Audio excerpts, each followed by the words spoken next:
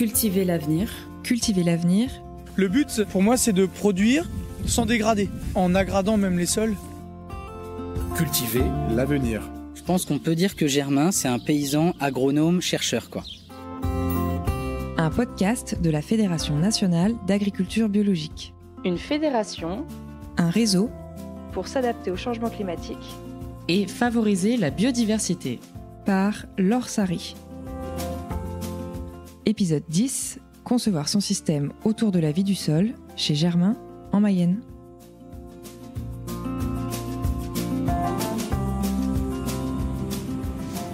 C'est le 18 juin 2024, il est 7h du matin et je vais prendre le train direction Laval où je vais rejoindre Thomas qui m'emmènera chez Germain. Avec Germain, on va parler du sol et de la vie dans le sol. Parce qu'en fait, quand on parle de biodiversité en agriculture, il faut être bien conscient que cette biodiversité, elle est dans les arbres et dans les haies comme chez Sophie, elle est dans la diversité des cultures comme chez Gonzague, mais elle est aussi primordiale dans les sols. Donc aujourd'hui, on va parler d'agriculture biologique, de conservation.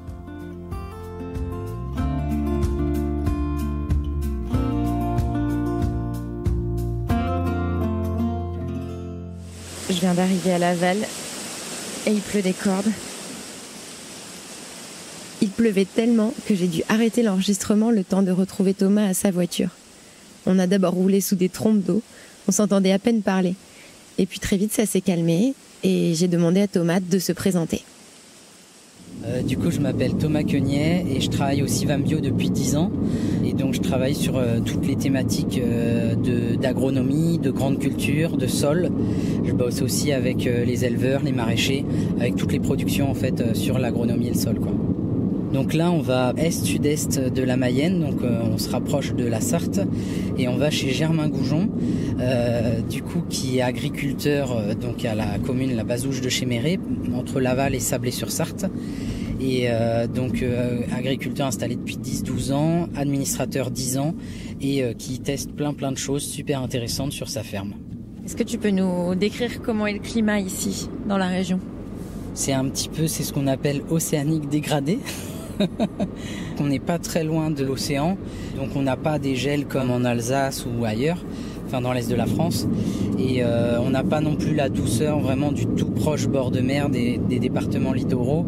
On n'a plus beaucoup de grosses gelées, d'ailleurs les agriculteurs souvent se plaignent de ça, que l'hiver en fait, que ce soit les engrais verts supposés gélifs ou alors les gels qui vont pouvoir couper les cycles des insectes, des choses comme ça, on n'en a plus beaucoup. On est à peu près sur une moyenne au département de 700 mm, avec des grosses différences au sud et au nord. Donc au sud on peut descendre à 600, 500 et au nord 900. Donc c'est vrai que c'est un département où au nord on s'approche pas très loin du Mont Saint-Michel, le nord-ouest, et on a vraiment une météo bretonne, normande, et au sud on a vraiment une météo plus angevine, voire Poitou-Charentes qui arrive, quoi.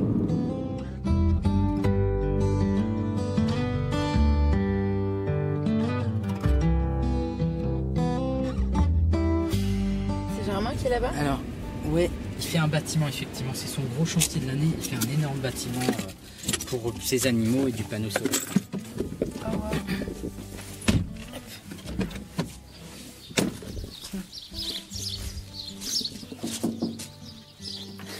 Bonjour. Salut. Salut. Ça va Bien. Rentrez ou...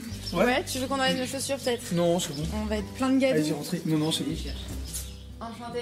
Germain. Et bah alors ? Ouais. Ah ! J'ai bien cru qu'on arriverait sous le déluge.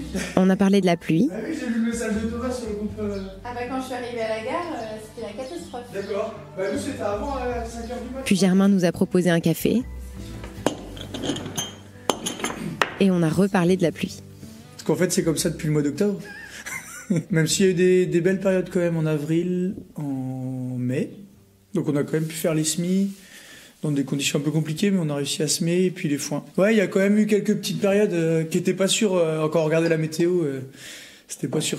Du coup, il y a un dicton qui dit qui regarde trop la météo passe sa journée au bistrot. Donc des fois, faut pas trop regarder la météo. Enfin, faut la regarder, mais des fois, faut essayer aussi oser. Mais on a plus de 1000 mm là, sûr, depuis octobre. Ouais, je sais plus. Mais alors qu'une année normale, c'est ouais. 650-700 sur Ah ouais. Oui. En 6 mois, on a fait une année complète et là, en 9 mois, on a dépassé clairement l'année. Germain a enfilé sa cote et on est ressorti. Je m'habille comme je veux, c'est pas filmé. On te verra pas, on t'entendra. Je sais pas où on commence. Est-ce que... Alors là, je peux pas te dire. On peut descendre le petit chemin Je te qui suis. sent la noisette. Ce petit chemin. Où est-ce qu'on va là? Là, on peut aller voir les vaches. Les vaches qui sont dans une prairie récemment installée, qui était en culture avant. C'est quoi comme vache? Haha, il y a un peu de tout, non? Bah ouais, hein. C'est pour ça que je pose la question. À la base, on a un troupeau de charolaises et depuis, on fait du croisement pour amener de la diversité génétique et voilà, et profiter des qualités de chaque race. Voilà, en France, on est attaché à la race pure dans les pubs et les pubs pour la viande, mais en fait, les croisements et la diversité génétique apportent plein de bienfaits techniques et aussi de la rusticité, de la qualité de viande. Donc, on essaye de travailler là-dessus. Il y a du croisement avec de l'Angus et aussi avec du Limousin. Donc, c'est un croisement 3 voies.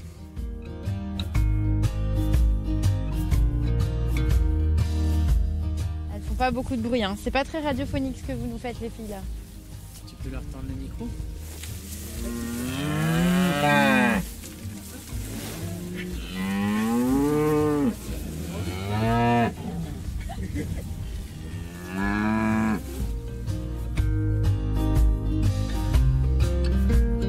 Ici, est-ce que c'est une reprise d'exploitation ou tu t'es installé?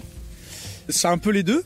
Donc je me suis installé en 2011 et la ferme ici elle était vide depuis 3 ans, depuis 2008. Quasiment tout était en prairie ou alors en laissé comme ça après céréales. Donc en fait on avait une page blanche pour écrire le système. Donc ça c'était rigolo. Je voulais mettre un système plutôt extensif en place. Donc je suis passé en bio directement. On a démarré tout de suite en polyculture élevage. C'était aussi un système en polyculture élevage avant. Mais plutôt intensif avec beaucoup d'animaux et avec une grosse pression d'animaux sur le site. Par contre, ça a été quand même fauché pendant 3 ans avant qu'on arrive, donc ça avait été un peu vidé les sols quand même. Et comme c'était assez intensif avant, voilà, il y avait quand même une partie des sols qui était un peu fatiguée, quoi. Et donc ce qui est dommage, c'est qu'en 2 générations, ils avaient enlevé... là où on est, c'était 2 parcelles de 12 hectares où il n'y avait plus une seule haie. Et donc toutes les haies, là, c'est toi qui les as remises? Ouais, toutes les haies qui sont proches. En gros, on a planté 3 km 700 de haies depuis qu'on a installé et c'est quasiment que sur les 24 hectares autour du noyau. Donc oui, la ferme aujourd'hui, c'est 100 hectares et 30 hectares de culture. Et là, il y a 20 hectares à côté qu'on valorise en pâturage aussi à un collègue, quoi. Et donc si on passe de l'autre côté de la haie, c'est des cultures. Donc ça fait aussi une mosaïque dans le paysage. Les haies séparent les parcelles et on a des prairies, des parcelles en culture, mais avec 5 cultures différentes. Quand on regarde du ciel, ça fait différentes couleurs. Donc ça permet, voilà, en gros les vaches toutes les 5 semaines, 5-6 semaines, elles passent 2-3 jours dans les parcelles. Donc on n'est pas sur une pression constante sur le sol et la flore qui est présente, quoi. Et elle pâture pas tout en fait. Et elle pâture pas tout et on laisse des résidus au sol. Ça. Là il va en rester. Et ça sera bien parce que ça protégera le sol pendant les fortes chaleurs si on en a cet été.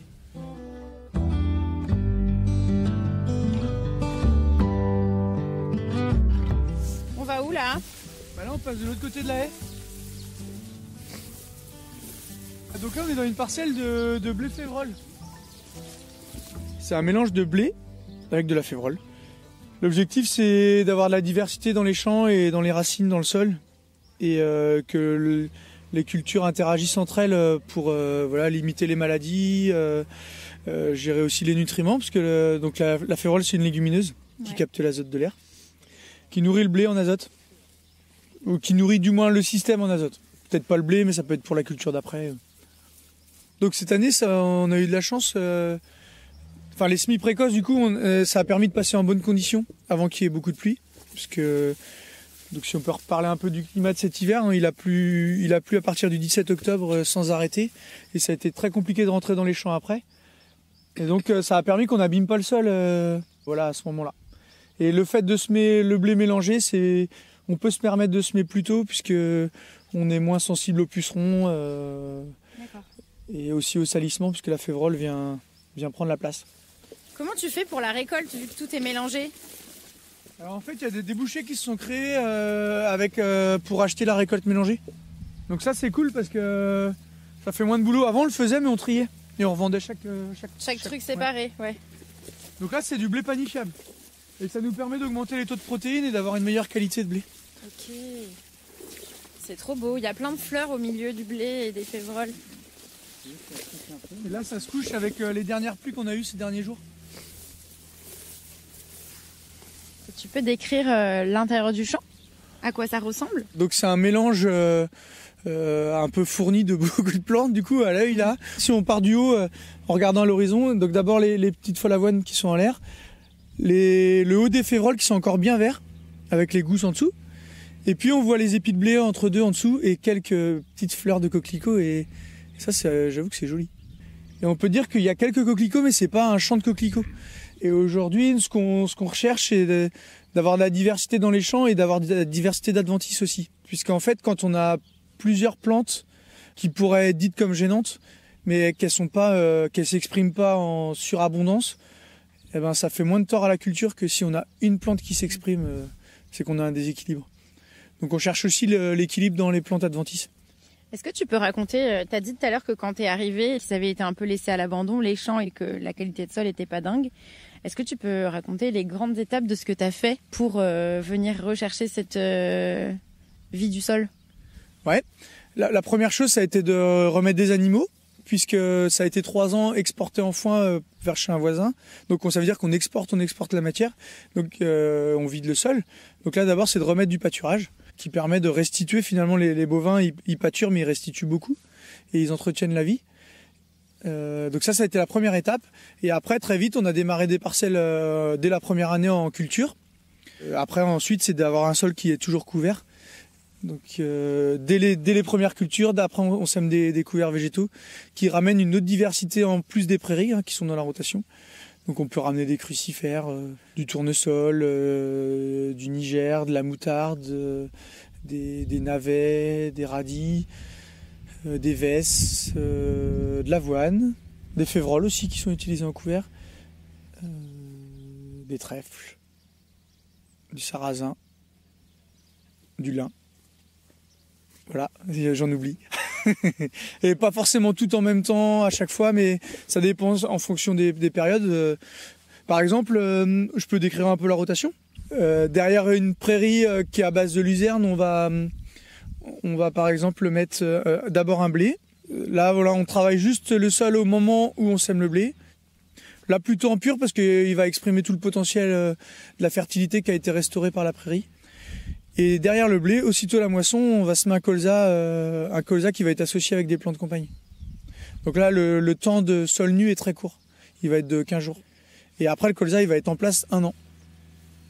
Donc voilà, il est protégé l'été, il est protégé l'hiver. Il y a des plants de compagne qui font le début du cycle du colza. Donc c'est des plantes qui accompagnent le colza dans sa première phase de pousse, qui ramènent de la diversité aussi, qui peuvent ramener de l'azote aussi, et qui vont aussi faire de la confusion pour les prédateurs du colza. Par exemple, les altises, quand on met de la févrole, les altises sont un peu gênées, soit elles vont sur la févrole, soit elles viennent pas ou moins. Voilà, parce qu'elles sont, pour elles, le champ idéal, c'est le champ de colza pur, et voilà, ça les gêne un peu. Et donc après, derrière le colza, on garde les repousses, et qu'on va faire pâturer par les animaux. Et après, on repart sur, par exemple, un ensilage, une culture de métail qui va être récoltée en ensilage, pour faire une culture de printemps. Et donc là, encore de la diversité, puisque on retrouve la févrole, de la vesse, des trèfles et de l'avoine.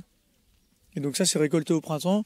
Et aussitôt la récolte de ce métail, on part sur une culture de printemps, donc qui va être soit un tournesol, qui peut être aussi un maïs, même si on a réduit le maïs, ou même voire l'arrêter à cause des années sèches.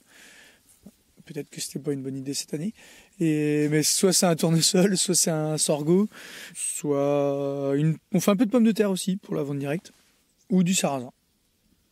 Voilà. Et donc après on repart sur un blé à l'automne d'après, puisque ces 2 successions automne et printemps avec une récolte permet d'enlever toutes les graines et on repart plutôt propre à l'automne d'après, et on peut semer un blé févrole là à ce moment-là qui va être avec peu de travail du sol sans qu'il soit trop sale.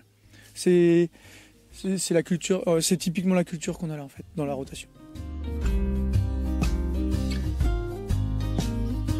Notre objectif, c'est bien d'avoir une diversité de messicoles pour avoir de la diversité partout et de la biodiversité partout, et pas juste des sanctuaires, je sais pas, où on va planter 1 hectare de bois ici pour avoir de la diversité, et après on a des pratiques qui sont dégradantes sur le reste de la ferme. Le but, c'est d'avoir partout un peu de diversité et qu'elle soit au service des cultures, quoi. Là, on appelle aussi ça la biodiversité fonctionnelle. Les messicoles accueillent aussi des auxiliaires pour les cultures d'après. Ça fait des relais en fait, en permanence, de la diversité qui fait du relais pour les insectes. Toutes les formes de vie qu'il y a dans le sol ou dans les plantes. Pourquoi c'est important pour toi de préserver la biodiversité ? Et ben justement pour pouvoir produire, pour pouvoir produire plus, pour éviter d'avoir des ravageurs. Mais les ravageurs, ça fait partie de la biodiversité. Ah oui, et ben comme les messicoles. Donc les ravageurs, c'est bien s'ils sont là, mais en quantité maîtrisée, quoi. Et ils sont maîtrisés s'il y a de la biodiversité de ravageurs, des ravageurs. C'est la diversité qui fait qu'il n'y a pas un organisme, que ce soit mauvaise herbe ou insecte, qui va prendre le dessus, quoi.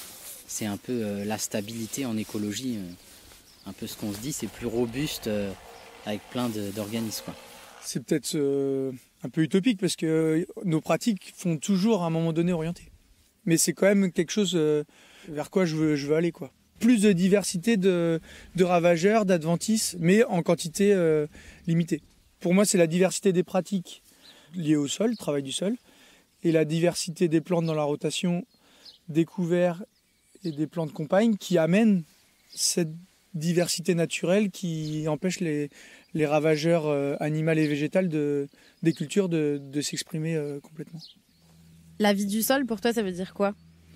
Ça veut dire un sol qui fonctionne bien et qui est capable de faire pousser des plantes en bonne santé et avec des récoltes en quantité le plus importante possible et avec un maximum d'autofertilité, c'est-à-dire sans apport extérieur. Et donc le but, c'est d'arriver à ce résultat-là, donc avoir une culture qui s'implante bien en réduisant le maximum le travail du sol.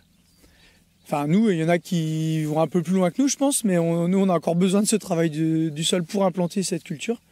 Voilà, on n'a pas le glyphosate, qui est un peu de la triche, parce on crame tout et puis on sème, même si voilà, les produits chimiques viennent taper sur la biodiversité du sol et son état de vie.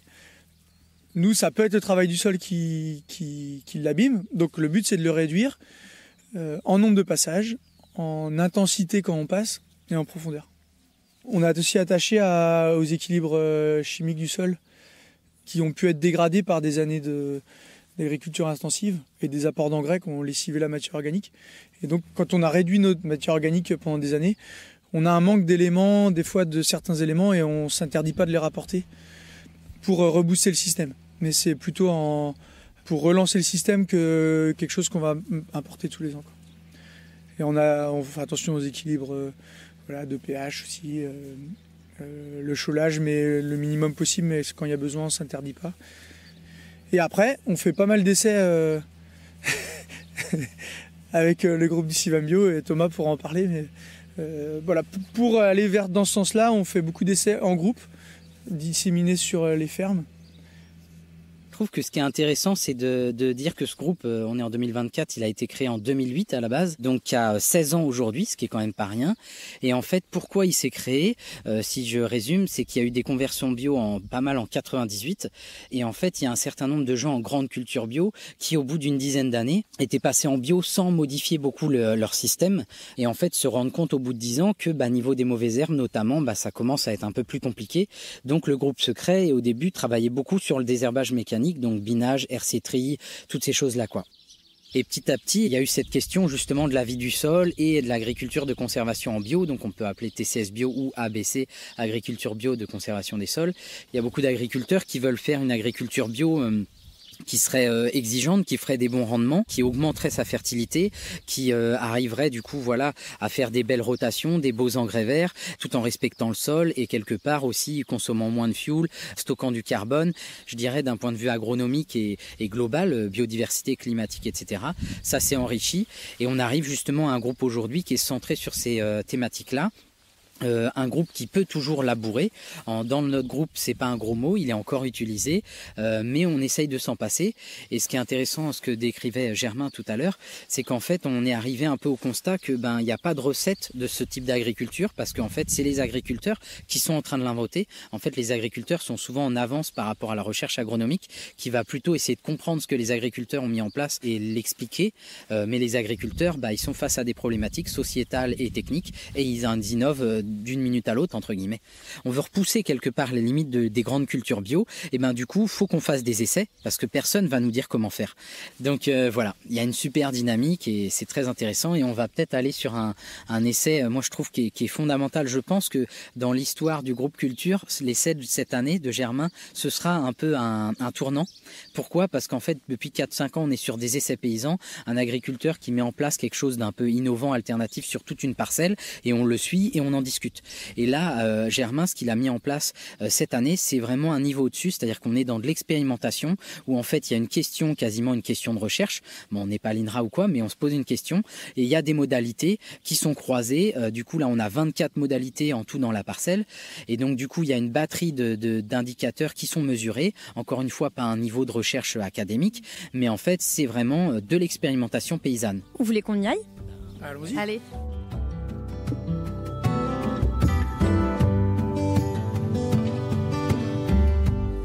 Est-ce que pendant qu'on avance, il y en a un de vous qui veut expliquer ce que c'est l'agriculture biologique de conservation ? Le but, pour moi, c'est de produire. Donc ça, c'est le mot agriculture, produire des denrées alimentaires, et en même temps sans dégrader. Et donc conserver la fertilité du sol, conserver le paysage, conserver la biodiversité. Et peut-être c'est même un peu trop réducteur, parce que si on part du principe qu'on a dégradé les sols pendant les décennies avant, le but c'est de produire en aggradant même les sols. Donc c'est ce que j'ai dit tout à l'heure, un sol toujours couvert dans le temps et dans l'espace, et la limitation des impacts qu'on a quand on produit sur le sol, que ce soit le tassement ou le travail du sol. On dit un peu remplacer le métal par le végétal. Si j'enlève la chimie et que j'enlève le fort recours au travail du sol qu'on a souvent en bio, à un moment, la nature elle a horreur du vide, donc notamment d'un point de vue mauvaises herbes, va y en avoir beaucoup. Vraiment, moi j'aime bien me dire que l'intensification végétale, elle est préalable à la réduction du travail du sol, et on voit souvent que si on complexifie pas le système de culture et qu'on réduit le travail du sol en bio, souvent on va vers des échecs. Et donc je pense qu'il y a vraiment ce côté végétal, rotation, engrais verts, etc., association à bosser avant quoi.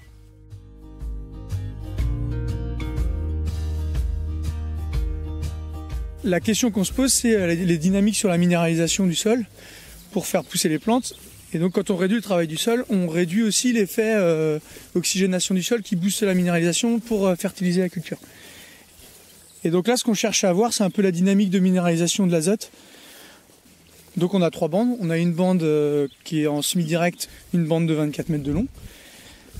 À côté de ça, on a une bande où on a travaillé un peu plus profond avec une dent. Et on a une bande à côté où on a un labour. Donc le labour, lui, qui va vraiment exacerber cette minéralisation normalement. Voilà. Donc, et le but, c'est de comparer les trois.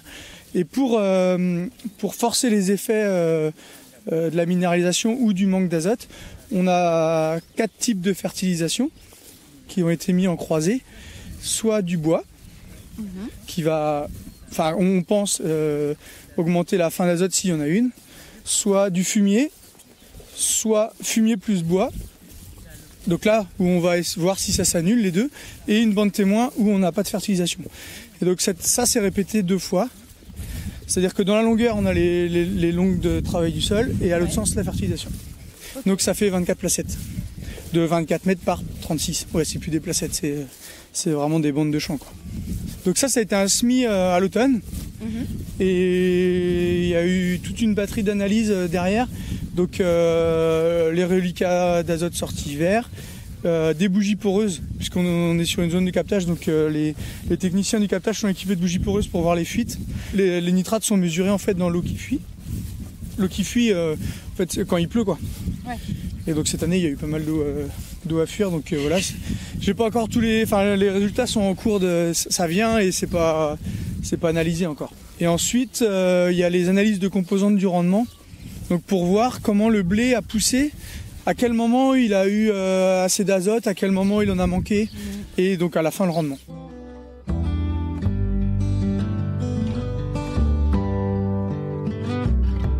Ouais, on est dans la bande. Là on voit ici le tour a été labouré en conditions très limites cette année. Donc là on a abîmé le sol, on le sait, et du coup ça fait exploser les rumex, quoi. C'est très intéressant parce que toujours sur le sol, on se dit je travaille le sol pour décompacter, mais le travail du sol peut fragiliser. Et en fait, c'est un gros paradoxe, c'est assez subtil. Et je comprends que on soit paumé quelque part. Faut travailler, faut pas travailler le sol parce que c'est très contradictoire. Et là, on a fait des mesures de structure du sol et on montre justement que le labour, en fait, c'est la moins bonne structure, grosso modo, de tous les sets. Donc un labour, peut être très négatif. Peut-être que dans d'autres cas, il peut être positif, mais du coup, et c'est intéressant. Là, on a des notes sur la structure du sol, sur le semi-direct, sur le TCS et sur le labour. Et d'interpréter ça, je pense que ça va être intéressant. De toute façon, c'est un chemin, tout ça. C'est pas, on peut pas dire je suis en ABC. Enfin, je tends vers mes pratiques font que mon but c'est d'améliorer le sol et je peux pas dire là j'y arrive, quoi. Donc c'est plutôt un chemin et le but c'est d'améliorer le système et sans recette en fait, parce que pour quelqu'un qui lui maîtrise, parce que son contexte pédoclimatique, parce que ça lui plaît, parce que il a le système qui va, ça va pas marcher à 50 km, quoi. Et là c'est là que ça se complique, quoi. Comment tu sais où tu vas aller après? Est-ce que tu vas essayer après? Non, ça je le sais pas forcément d'avance.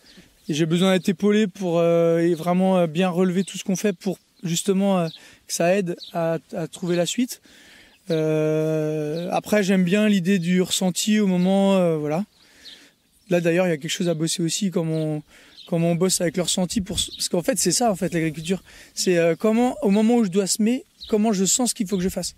Et le fait de faire 3 travails différents, là on l'avait acté que ça serait comme ça, mais je sais pas ce que j'aurais fait si j'avais été au ressenti sans l'essai, quoi. Et on voit que ça fait des grosses différences. Donc c'est comment on s'adapte à ce qu'on sent qui va être bien et comment on se fait confiance, quoi. De sentir au fond de soi, c'est ça qu'il faut que je fasse. Et je pense que ça, c'est un gros enjeu d'arriver à travailler là-dessus. Parce que la météo, on sait pas ce qu'elle va être, mais des fois on peut ressentir, je pense. Enfin, c'est trop abstrait peut-être, mais alors qu'en fait on pourrait bosser dessus, quoi, je pense. Et c'est sûrement... des fois on passe peut-être plus de temps parce qu'on va s'adapter tout le temps alors qu'il faudrait pas forcément. Mais au moins on cherche et ça fait partie de moi et du système, quoi. Ça c'est sûr. Quand t'as fait on cherche, t'as fait un geste de serpent avec ta main un peu. Parce que il faut toujours recaler. Des fois on dit là on a trop dévié, quoi. Si là là-bas par exemple quand je dis on s'est planté, je savais que ça allait être limite, mais j'avais envie d'y aller quand même. Et mon ressenti c'était à un moment donné fallait tout ensiler. Mais je m'étais dit l'année, contexte économique, faut de la serre à la paille, faut de la paille. Et en fait, j'ai dévié de ce qu'il fallait faire que je ressentais en fait, par raison économique et j'ai pas écouté l'agronomie. Et je me suis planté. Enfin là, on n'a pas battu, mais je pense que je me suis planté. Là, je ressens que je me suis planté. Peut-être que à la fin, je serais peut-être content, mais. Moi, je comprends ce que tu dis dans le sens où il y a tellement d'informations dans une ferme. En fait que justement ton ressenti, moi c'est comme ça que je le comprends et on a chacun, c'est normal, c'est tellement intime qu'on a chacun une définition.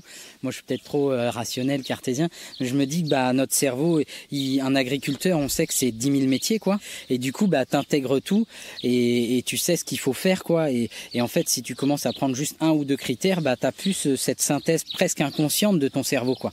Et je pense que dans le groupe, Germain fait beaucoup ça et je pense que ça l'amène à beaucoup de réussite.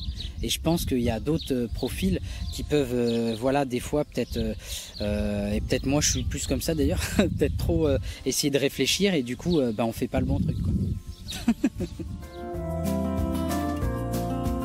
Cet épisode touche à sa fin.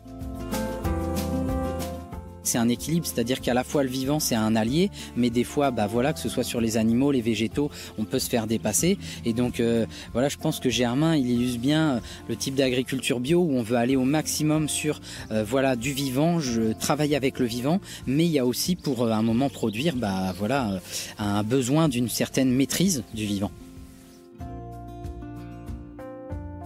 On va récapituler.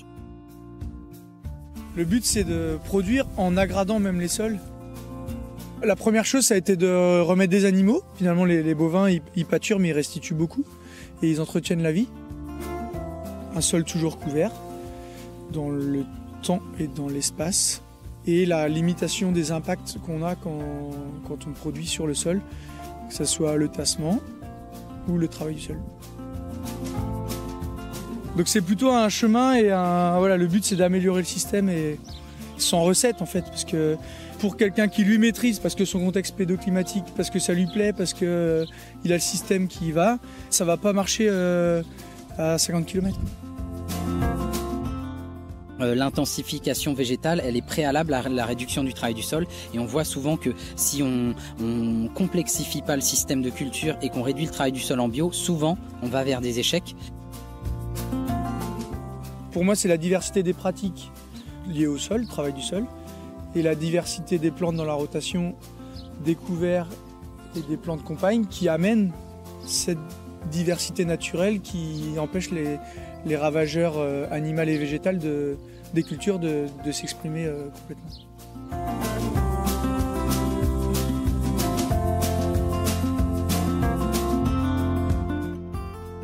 Un podcast de la Fédération nationale d'agriculture biologique.